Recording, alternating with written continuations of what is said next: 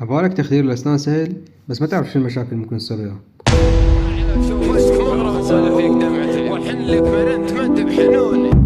عندنا مجموعة مشاكل تصير ويا التخدير. أول شي الألم أثناء الحقن بسبب دخول الإبرة بسرعة وحقن المحلول بسرعة. الحل مالته إنه تحقن ببطء، تستخدم تقنية صحيحة. ثالثا فشل التخدير failure of anesthesia، يعني المريض يبقى يحس بالألم، والأسباب التهاب بالمنطقة pH منخفض، موقع الإبرة غير صحيح، اختلاف تشويه الأعصاب.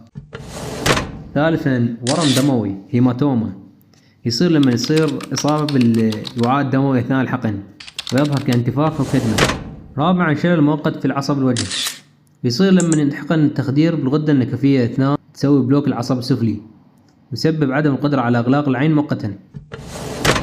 خامسا التنميل الطويل بارستيزيا، فقدان الإحساس فترة طويلة بعد التخدير غالبا بسبب إصابة العصب بالإبرة.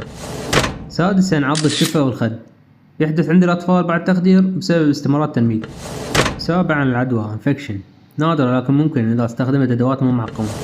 أخيرا الحساسية allergic reaction، نادرة جدا مع التخدير الحديث، بس تظهر مثل طفح جلدي وصعوبة بالتنفس.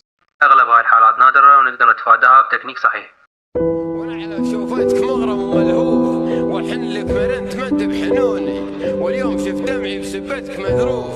هلت دموع العين مثل المزوني، هلت مدامع عيني وعينك تشوف، لو خسارة فيك دمعة عيوني.